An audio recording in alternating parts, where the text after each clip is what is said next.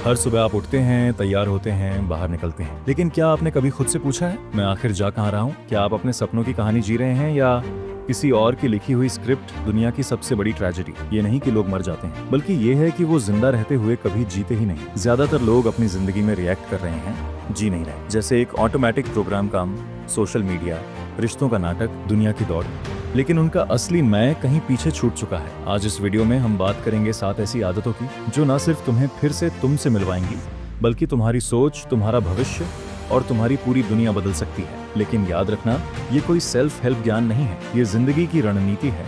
और अगर तुमने ये रणनीति सीख ली तो दुनिया तुम्हें रोक नहीं पाएगी। तू कभी कुछ नहीं कर पाएगा।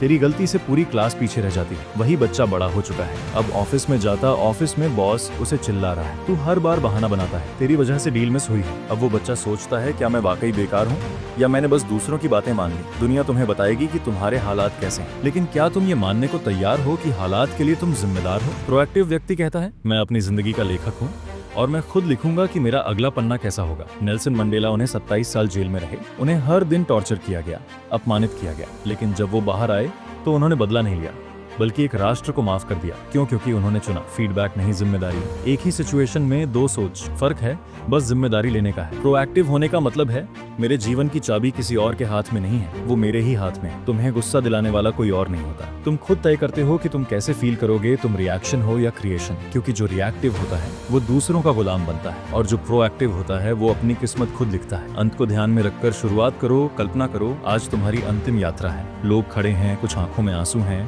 कुछ चुप है, लेकिन एक सवाल जो सबके मन में उठ रहा है, इसने जिंदगी में किया क्या? क्या लोग कह रहे हैं, ये इंसान ईमानदार था, इसने अपने बच्चों को वक्त दिया, इसने कुछ बड़ा किया, या फिर कभी समझ नहीं पाया? ये आदमी शायद बहुत बिजी था। हैबिट 2 कहती है, अपने जीवन की मंजिल पहले तय करो, फिर हर दिन उस मंजिल की तरफ एक कदम रखो। अगर आपकी मंजिल ही साफ नहीं है तो हर रास्ता भटका सकता है। रवि एक शानदार इंजीनियर बनना चाहता था, लेकिन कॉलेज में जाते ही उसने दूसरों को देखकर अपना माइंडसेट बदल लिया। किसी ने कहा MBA कर लो, किसी ने कहा कोडिंग में पैसा है, और रवि 5 साल बाद खुद से पूछ रहा था, मैं यहाँ तक क्यों आया हूँ? अगर तुमने शुरुआत में ही सोच लिया होता कि मुझे किस लेगेसी के साथ मरना है, तो शायद तुम रोज का रास्ता उसी हिसाब से चुनते। हर दिन एक पेंसिल है और तुम्हारी जिंदगी एक किताब। क्या तुम उसे खुद लिख रहे हो या किसी और ने तुम्हारे हाथ में कलम थमा दी है? दुनिया तुम्हें हर दिन भटकाएगी, लेकिन अगर तुम्हारा क्यों मजबूत है तो कोई भी कैसे तुम्हें नहीं रोक सकता। अगर तुम्हारी मौत के बाद लोग तुम्हें याद भी न करें तो सोचो, जिंदा रहते हुए तुमने क्या जिया। पहले सबसे जरूरी काम करो। अगर तुम पहले रेत डालो तो पत्थर कभी नहीं आएंगे, लेकिन अगर पहले पत्थर डालो तो रेत भी अपनी जगह बना लेती है। जिंदगी भी ऐसी ही है, बड़े पत्थर,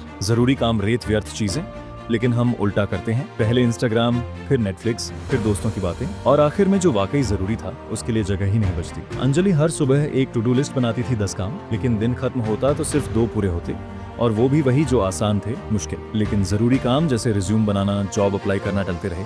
6 महीने बाद वही नौकरी, वही फ्रस्ट्रेशन, वही शिकायत। तुम्हारी प्राथमिकताएं ही तुम्हारा भविष्य तय करती हैं। जरूरी कामों को बाद के लिए मत छोड़ो, क्योंकि बाद में एक झूठ है जो तुम्हारी जिंदगी चुरा रहा है। अगर तुम्हारे डेली रूटीन में तुम्हारा सपना शामिल नहीं है तो वो सपना नहीं, एक बहाना है। अब आप 2 आदतें सीख चुके हैं। आपने देखा कैसे एक मंजिल तय करना और उसी मंजिल की ओर रोज छोटे लेकिन महत्वपूर्ण कदम उठाना आपकी जिंदगी को बदल सकता है। लेकिन ये तो सिर्फ शुरुआत थी, असली जादू अब शुरू होगा, क्योंकि अगली आदतें आपके रिश्तों, आपके आत्मसम्मान और आपकी टीम वर्क की सोच को पूरी तरह से बदल डालेंगे। जीत की सोचो, जीत मेरी भी तुम्हारी भी। दोनों कहते हैं, संतरा मेरा है माँ, आई और संतरा काट कर आधा आधा दे दिया। लेकिन क्या यही विन विन है? नहीं, क्योंकि एक बच्चा उसका जूस पीना चाहता था और दूसरा उसका छिलका केक में डालना चाहता था। अगर पहले दोनों एक दूसरे को समझते तो दोनों को 100% मिल सकता था। ज्यादातर लोग रिश्तों को एक जंग समझते हैं, अगर तू जीता तो मैं हारा, लेकिन जिंदगी कोई जीरो सम गेम नहीं है। सच्ची सफलता तब है जब हम मिलकर जीते, जब तुम मुझे नीचे नहीं गिराते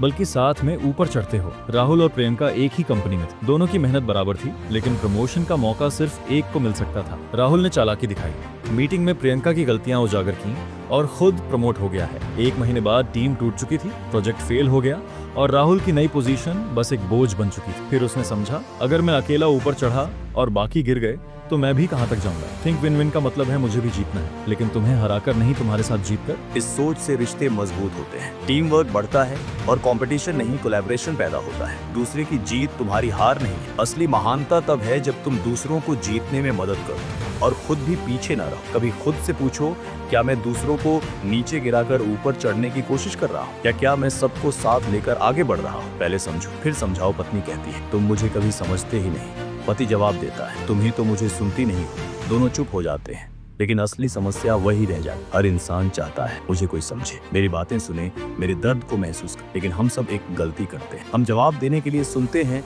समझने के लिए नहीं। एक मरीज डॉक्टर के पास जाता है, कहता है मुझे हर सुबह सिर दर्द होता है। डॉक्टर बिना सुने जवाब देता है, ये लो दवा, रोज 2 बार लेना। मरीज पूछता है, आपने मेरी बात तो पूरी सुनी ही नहीं। डॉक्टर बोलता है, मेरे पास वक्त नहीं है, मुझे पहले से पता है तुम्हें क्या चाहिए। और यही गलती हम अपने रिश्तों में करते हैं, बिना समझे राय दे देते हैं। Empathy super power. जब आप किसी को सुनते हैं दिल से, तब वो पहली बार खुलता है, तब वो पहली बार आपको सुनना शुरू करता है। जब तुम किसी को सुनते हो तो सिर्फ उसके शब्द नहीं सुनते, उसकी कहानी सुनते हो, और यही कहानी तुम्हारा रिश्ता बदल सकती है। अब आपने 5 आदतें सीख ली हैं और आप ये महसूस कर रहे होंगे कि ये सिर्फ आदतें नहीं, जिंदगी जीने का नया तरीका है। लेकिन अब जो अगली 2 आदतें हैं वो आपको टीम वर्क, रिश्ते और आत्म विकास की उस ऊंचाई तक ले जाएंगी जहां ज्यादातर लोग कभी पहुंच ही नहीं पाते। आगे हम बात करेंगे सिनर्जी और खुद को बार बार तराशने की कला, शार्पन द सॉ। सिनर्जाइज, एक साथ मिलकर कमाल करना। अगर ये तीनों साथ आ जाएं तो जंगल पर राज कर सकते हैं। लेकिन क्या वो ऐसा करते हैं? नहीं, क्योंकि उन्हें लगता है कि अकेले ही काफी। सिनर्जी का मतलब है एक साथ आकर कुछ ऐसा बनाना जो अकेले रहकर कभी संभव ही नहीं था। जब 1 + 1 = 2 नहीं बल्कि 11 बन जाए तो समझो तुम सिनर्जाइज कर रहे हो। 4 दोस्त थे, एक को प्लानिंग आती थी, एक को डिजाइनिंग, एक को मार्केटिंग और एक को लीड करना। लेकिन सब अपने अपने टैलेंट को लेकर ईगो में जी रहे। जब उन्होंने साथ काम किया तो उन्होंने मिलकर एक ऐसा ऐप बनाया जो देश भर में हिट हो। क्यों?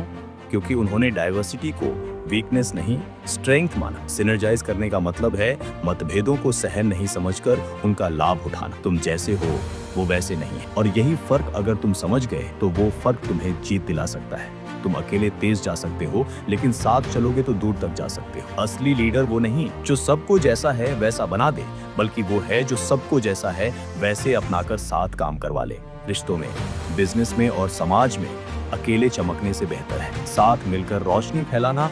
Sharpen the saw. खुद को बार बार तराशो। वो पसीना बहा रहा है, पेड़ नहीं कट रहा। कोई कहता है कुल्हाड़ी तेज कर लो, वो कहता है मेरे पास समय नहीं है। और यही हम सब कर रहे हैं। हैबिट साथ कहती है अगर तुम खुद को तेज नहीं करोगे तो एक दिन सब थम जाए। शार्पन द सॉ मतलब अपने शरीर, दिमाग, दिल और आत्मा को रोज थोड़ा थोड़ा निखार। 4 आयामों का नवीनीकरण। एक शारीरिक शरीर, सुबह दौड़ता हुआ इंसान, गेम, हेल्थी खाना पानी। 2 मानसिक दिमाग, किताब पढ़ना, नई स्किल सीखना। 3 इमोशनल दिल, परिवार से बात करना, किसी दोस्त को माफ करना। 4 स्पिरिचुअल आत्मा, ध्यान लगाना, अकेले शांत बैठकर खुद से बात करना। मयंक एक कंपनी में बड़ा नाम था, लेकिन एक समय बाद बर्नआउट हो गया। काम में दिल नहीं लगता था, रिश्ते टूट रहे थे, नींद गायब थी। फिर उसने रुकना चुना, अपने आप पर वक्त देना शुरू किया, योगा किया, किताबें पढ़ी, दोस्तों से जुड़ा, और 6 महीने में मयंक फिर से वही बन, बल्कि और बेहतर ग्रो। कोई एक बार की चीज नहीं। जैसे मोबाइल को रोज चार्ज करना पड़ता है, वैसे ही तुम्हें खुद को रोज रिन्यू करना पड़ता है, वरना दुनिया तुम्हें घिस देती है और तुमको पता भी नहीं चलता। खुद के लिए समय निकालना, खुद से प्यार करना है, और जो खुद से प्यार नहीं करता वो किसी से सच्चा रिश्ता नहीं बना सकता। अब आपने वो 7 आदतें सीख ली हैं जो दुनिया के सबसे प्रभावशाली लोग अपनाते हैं। लेकिन सवाल अब ये नहीं है कि क्या ये काम करती है, बल्कि सवाल है क्या आप इन्हें आज से अपनाने को तैयार हैं। पहले समझो फिर समझाओ। हर इंसान अपनी बात सबसे पहले रखना चाहता है। हर कोई चाहता है कि उसे सुना जाए, लेकिन क्या आपने कभी सोचा है कि सामने वाले को सुने बिना हम कभी सही तरीके से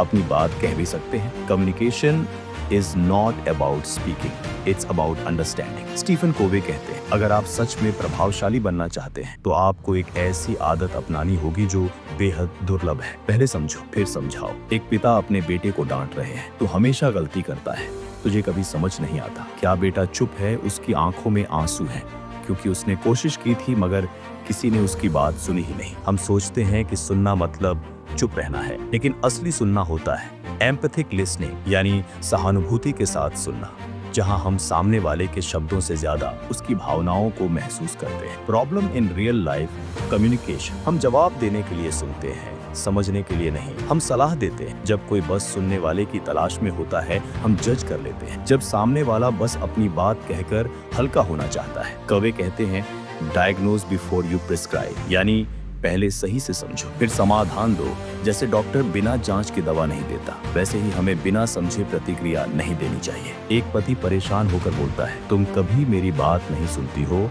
मैं थक गया। पत्नी कहती है, मैं तो हमेशा तुम्हारे लिए सोचती हूँ। दोनों अपनी बात कह रहे हैं, लेकिन कोई किसी को समझ नहीं रहा। रिश्ते टूटते हैं सिर्फ इसलिए कि हम खुद को सही साबित करने में लगे रहते हैं, पर कभी रुककर ये नहीं सोचते, क्या मैंने उसकी पूरी बात सुनी? जब आप दूसरों को समझने के लिए सुनते हो तो लोग आपके दिल की बात भी सुनने लगते हैं। यहीं से शुरू होता है एक रियल कनेक्शन, और यहीं से शुरू होती है असली इफेक्टिवनेस। क्या मैं आपकी बात पूरी समझ गया हूँ?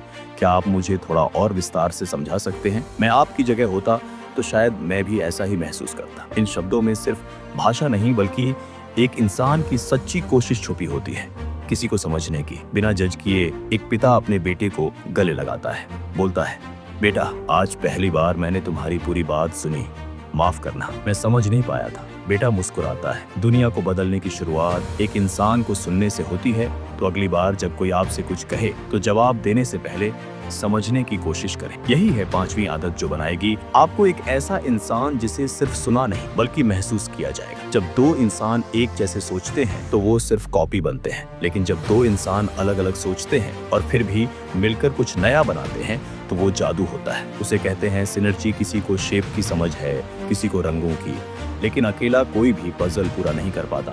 पर जैसे ही सब मिलते हैं पजल कंप्लीट हो जाता है। स्टीवन कोवे की 6th हैबिट कहती है, सिनर्जाइज यानी अंतर को स्वीकार करो, राय में भिन्नता को गले लगाओ और मिलकर ऐसा कुछ बनाओ जो अकेले कभी संभव नहीं था। सिनर्जी का मतलब क्या है? ये सिंपल मैथमेटिक्स नहीं है। ये 1 बराबर 2 नहीं होता। ये होता है 1 + 1 बराबर, क्योंकि जब दो दिमाग, दो अनुभव, दो दृष्टिकोण मिलते हैं तो जो आउटकम आता है वो किसी एक का नहीं होता, वो सबका होता है। और सबसे बड़ा होता है, आपको रियल लाइफ स्टोरी बताऊं। उस जंगल में शेर और हाथी के आई। शेर अकेले तेज है, हाथी अकेले ताकतवर है, लेकिन जब दोनों मिलकर एक दूसरे को समझते हैं तो पूरा जंगल शांत रहता है। हम अक्सर अलग सोचने वालों को अपना दुश्मन मान लेते हैं, लेकिन अगर हम उनके नजरिए को समझें तो हो सकता है वही हमें नई ऊंचाइयों तक ले जाए। दुनिया के सबसे बेहतरीन उदाहरण सिनर्जी के राइट ब्रदर्स। एक को इंजीनियरिंग आती थी, एक को विजन था। स्टीव जॉब्स एंड स्टीव वोजनिक, एक विजनरी, एक टेक्निकल जीनियस। महात्मा गांधी और उनके आंदोलन के साथ ही अलग अलग विचार, एक ही मिशन। सिनर्जी सिर्फ टीम वर्क नहीं, ये होता है सेलिब्रेट करना डिफरेंसेस को और बदल देना आउटकम को। जो सिनर्जाइज नहीं करते वो क्या खो देते हैं? ईगो लड़ती है, कंपैरिजन जलाता है, यूनिफॉर्मिटी की चाह क्रिएटिविटी को मार देती है। कवि कहते हैं, अगर आप हर किसी को अपने जैसे बनाना चाहते हैं तो आप एक ही गाना बार बार सुन रहे हैं, जबकि जिंदगी एक सिम्फनी है जहां हर इंस्ट्रूमेंट की अपनी आवाज होती है। कैसे अपनाएं? 6th हैबिट, सुनो एक्टिवली, खासकर उनसे जो तुमसे अलग सोचते हैं। मैं सही हूं की जगह क्या मैं कुछ नया सीख सकता हूं? सोचो, हर मीटिंग में सबसे चुप इंसान से राय पूछो। डाइवर्सिटी को कमजोरी नहीं, ताकत समझो। जब आप कहते हो चलो साथ में सोचते हैं, तभी असली शक्ति पैदा होती है। सिनर्जी यानी अलग अलग रंगों से एक मास्टरपीस बनाना, एक टीम की जीत जो अलग अलग बैकग्राउंड से आती है। एक आदमी पहाड़ पर चढ़ नहीं पा रहा, 3 लोग उसकी मदद करने आते हैं। एक गाइड है, एक डॉक्टर और एक दोस्त। तीनों का तरीका अलग, लेकिन गोल एक सक्सेस।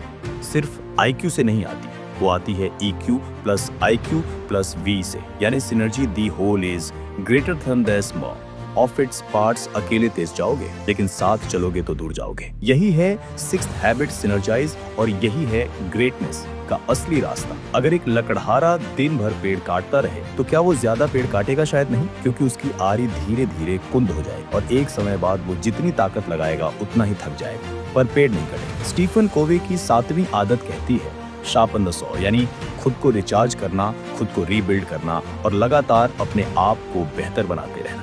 बल्कि स्मार्ट और शार्प काम से मिलती है। आप दिन रात भागते रहो, काम करते रहो, चिल्लाते रहो, लेकिन अगर आपका माइंड डल है, बॉडी थकी हुई है और स्पिरिट टूट चुकी है तो आप इफेक्टिव नहीं हो सकते। 4 डायमेंशंस जिनकी आरी को धार देना जरूरी है। शरीर सही खाना, नींद पूरी करना, एक्सरसाइज, अपने शरीर को समझना। थका हुआ शरीर, थकी हुई जिंदगी की शुरुआत है। और फिट शरीर, क्लियर सोच की जड़ मन मेंटल। नई किताबें पढ़ो, नई चीजें सीखो। दिमाग को आइडल मत रहने दो, दिमाग को आराम मत दो, उसे खिलाओ ज्ञान से, क्यूरियोसिटी से, और सवालों से दिल रिश्तों को संभालो, कड़वाहट को छोड़ो, अपने अंदर के जख्मों को हील करो। तुम कितना भी सफल हो जाओ, अगर तुम अंदर से खाली हो तो वो सफलता एक बोझ बन जाएगी। आत्मा अपने अंदर झांको, साइलेंस को समझो, कुछ देर अपने आप से बातें करो। हर रोज खुद से पूछो, मैं कौन हूँ, मैं क्या कर रहा हूँ और क्या मैं अपनी आत्मा से जुड़ा हूँ। शार्पनिंग का मतलब क्या है? ये छुट्टी नहीं है, ये भागना नहीं है, ये समय की बर्बादी नहीं है। ये वो पॉज है जो प्ले से पहले जरूरी होता है। ये वो सांस है जो तीर छोड़ने से पहले ली जाती है। ये वो चुप्पी है जो शब्दों से ज्यादा असरदार होती है। Recharging is the new discipline. Her successful इंसान खुद के लिए टाइम निकालता है। वो थक कर भी मुस्कुराता है क्योंकि वो जानता है जब तक आरी तेज नहीं होगी तब तक कोई भी पेड़ नहीं कटेगा। स्टीफन कवे कहते हैं, अगर तुम दिन में 1 घंटा भी खुद पर लगाओ तो जिंदगी के बाकी 23 घंटे तुम्हारे कंट्रोल में होंगे। आखिर में जीत उसी की होती है जो खुद को रोज नया बनाता, जो थकने पर रुकता नहीं बल्कि खुद को निखारता है। सफलता कोई मंजिल नहीं, ये एक सफर है और ये सफर चलता है तभी जब मुसाफिर अपने जूते भी ठीक करता रहे, अपने नक्शे भी अपडेट करता रहे और अपने आप को शार्प रखे। We must never become too busy, sawing to take time to sharpen the saw. Stephen Covey sharpen the saw, क्योंकि एक धारदार इंसान दुनिया को चीरकर अपने रास्ते बना सकता है। अब सवाल ये नहीं है कि आपने इस वीडियो को देखा या नहीं, सवाल ये है क्या आप इसे महसूस कर पाए। अगर इस वीडियो ने आपकी सोच को हिला दिया है, अगर आपके अंदर की आवाज कह रही है अब बहुत हो गया, अब बदलना है, तो उस आवाज को दबाओ मत, उसे सुनो, उसे फॉलो करो। अब आपके पास 2 रास्ते हैं, वीडियो बंद करो और जिंदगी वैसे ही चलने दो जैसे चल रही थी। Same routine, same frustration, same excuses, या फिर अभी से शुरुआत करो, आज से इसी पल से एक नई आदत, एक नई सोच, एक नई जिंदगी। Take your first step right now. अपनी पहली किताब उठाओ, सुबह जल्दी उठने का अलार्म लगाओ, 5 मिनट खुद के साथ बैठो या इस वीडियो में बताई गई एक भी आदत को आज ही अप्लाई करो, क्योंकि नॉलेज तब तक जीरो है जब तक एक्शन जीरो है। और हाँ, अगर आपको ये वीडियो दिल से अच्छा लगा, अगर आप चाहते हैं कि ऐसे और जिंदगियां बदलने वाले वीडियो आपके पास आते रहें तो लाइक करो, सब्सक्राइब करो और बेल आइकन दबा दो, क्योंकि अगली बार हम और भी गहराई में जाएंगे। आपके माइंडसेट की दुनिया को पूरी तरह बदलने याद रखना, इफेक्टिव इंसान पैदा नहीं होते, बनाए जाते हैं और आज से आप भी वो इंसान बन सकते हैं। Thank you.